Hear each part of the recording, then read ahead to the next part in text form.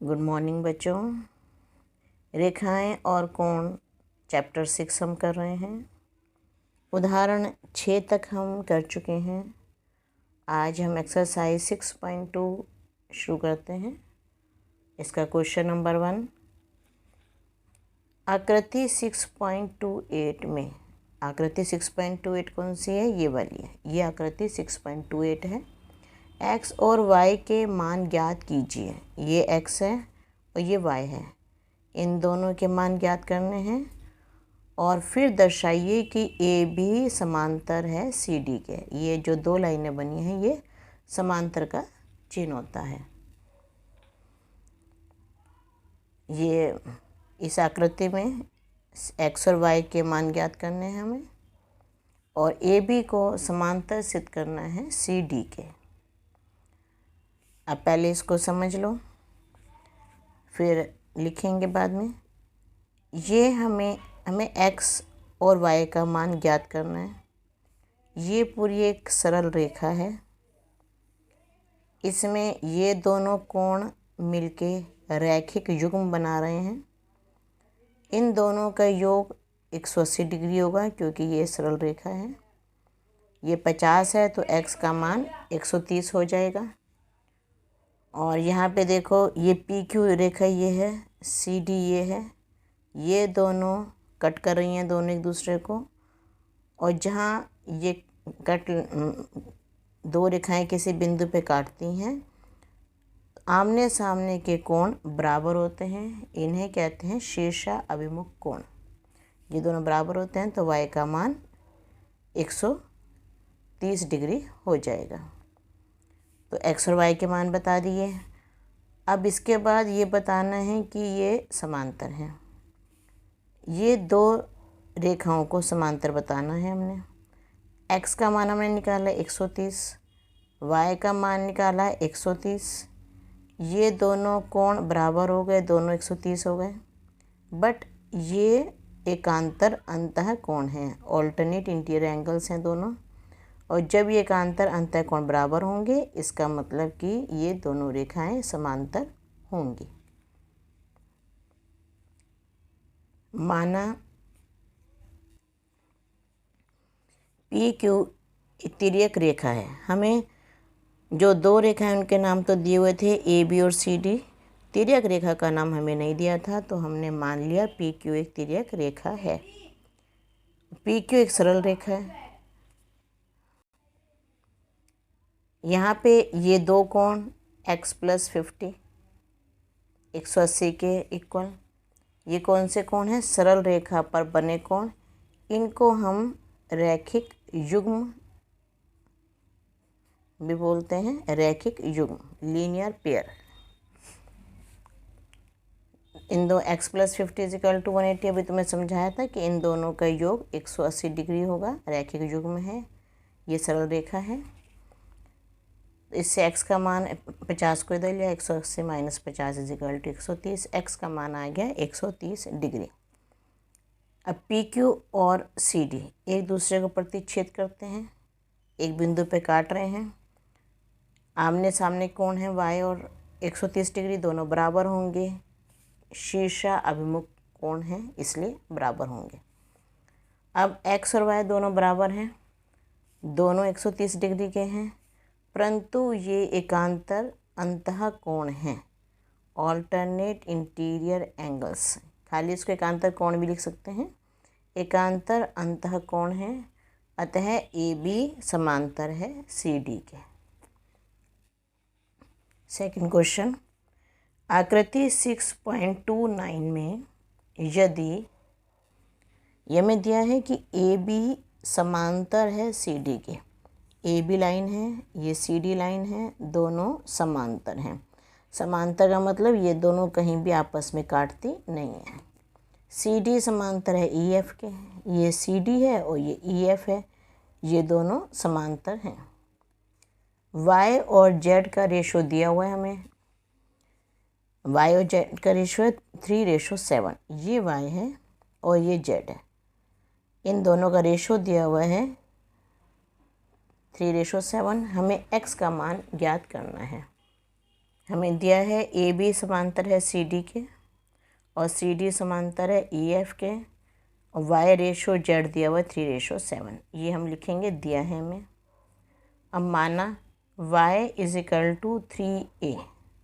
कई बार क्या होता है, जब रेशो होती है तो हम x की फॉर्म में मानते हैं, बट यहाँ पे x ऑलरेडी दिया हुआ है, इसलिए हम जब ये लेंगे तो यहाँ पे x नहीं लेंगे, कुछ और अलग नंबर लेंगे जो x y z से अलग होगा।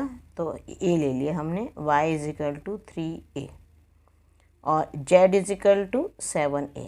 y = 3a और z = 7a। इस दोनों को लिख दिया समीकरण 1। माना पी क्यू तिर्यक रेखा है, इसमें भी तिर्यक रेखा का नाम नहीं दिया है तो हमने मान लिया पी क्यू तिर्यक रेखा है। पी क्यू तथा सी डी प्रतिच्छेद करती हैं, इसलिए y = angle 1।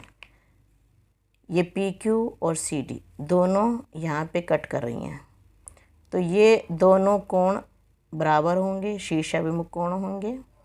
y = angle 1, y = angle 1 शीर्षाभिमुख कोण। अब फिर से सी डी और ई एफ दोनों समांतर हैं, पी क्यू एक तिर्यक रेखा है, तो इन दोनों कोणों का योग 180 डिग्री होगा। एंगल 1 + z = 180 डिग्री, इन्हें कहेंगे को इंटीरियर एंगल्स। समीकरण 2 से एंगल 1 की जगह y और ये z, y + z 180 डिग्री हो गया। y की वैल्यू रख दी 3a, z की वैल्यू रख दी 7a, 10a = 180 डिग्री और a का मान आ गया 18 डिग्री। y निकाल लेंगे 3a, 3 × 18 54 आ गया। z निकाल लेंगे 7 × 18 126 डिग्री आ जाएगा। अब फिर से हमें दिया हुआ है कि ए बी समांतर ई एफ के है और पी क्यू तिर्यक रेखा है। अब यहाँ पर ए बी समांतर ई एफ के है और ये तिर्यक रेखा है। अब ये सोचो बीच वाली लाइन नहीं है सी डी वाली, तो आप ये एक्स यहाँ इधर है, ये इधर है, ये दोनों एक्स कोण जो है तिर्यक रेखा के इधर है और जेड कोण तिर्यक रेखा के दूसरी साइड में, तो ये बन गए ऑल्टरनेट इंटीरियर एंगल्स, एकांतर अंतः कोण। ये दोनों बराबर होंगे, एकांतर अंतः कोण। x = z, ये कौन से कोण हैं? Alternate interior angles. इनको हिंदी में एकांतर अंतः कोण बोलते हैं। शॉर्ट में a.i.a हम इसको लिखते हैं। तो x का मान आ गया 126 डिग्री और यही हमें निकालना था। थर्ड क्वेश्चन, आकृति 6.30 में, ये हमारी आकृति 6.30 है। ए बी समांतर सी डी के, ये लाइन ए बी है, ये लाइन सी डी है, दोनों समांतर हैं। ई एफ लंब है सी डी पर, ये लाइन ई एफ है और ये सी डी पर लंब है। Angle G E D 126 degree है। जी ई डी मीन्स ये वाला एंगल, जी ई डी ये पूरा एंगल 126 डिग्री है। हमें कौन से बताना है? Angle A G E, A G ई मतलब ये वाला एंगल है। एक तो हमें ये बताना है angle A G E. Angle G E F, G E F, एक हमें ये वाला एंगल बताना है जी ई एफ। और F G E, F G E एक जी एंगल बताना है। ये 3 एंगल हमें बताने हैं। ए बी समांतर सी डी के दिया है, ई एफ लंब दिया है सी डी पर और angle G E D = 126 degree ये हमें दिया हुआ है। हमें ये 3 एंगल्स निकालने हैं। अब ए बी समांतर सी डी के है, ये ए बी समांतर है सी डी के और जी ई इसमें तिर्यक रेखा है।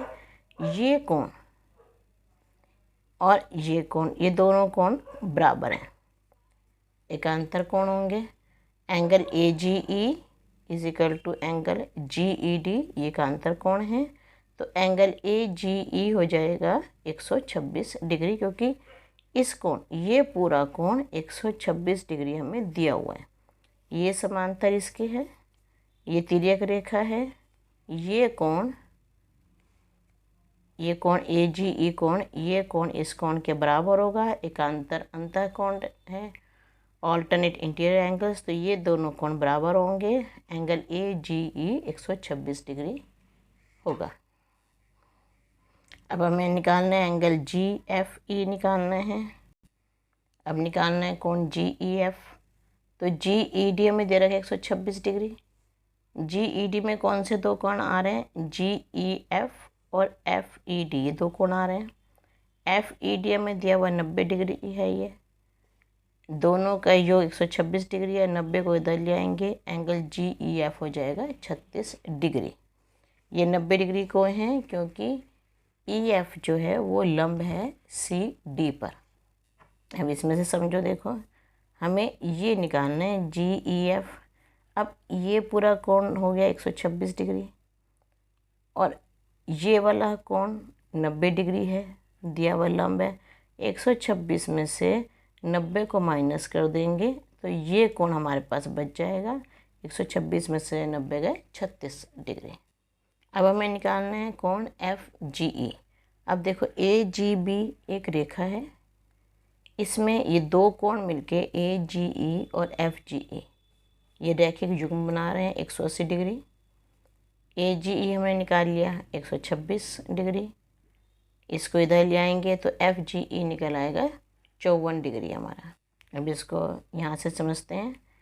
AGB ये हमारी सरल रेखा है। अब ये कोण और ये कोण, ये दोनों कोण मिलके रैखिक युग्म बना रहे हैं। अभी हमने ये निकाला था 126 डिग्री आया था, तो 180 में से, ये पूरी लाइन 180 के, 180 में से 26 का 54 डिग्री बचता है। तो ये कोण हमारा निकला 54 डिग्री। इसका नाम क्या होगा? FGE। FGE कोण हमारा आएगा 54 डिग्री। चलो इन तीनों क्वेश्चंस की अच्छे से प्रैक्टिस कीजिए। नेक्स्ट वीडियो में मैं आगे के तीनों क्वेश्चन और डालूँगी 4, 5, 6। Okay, thank you.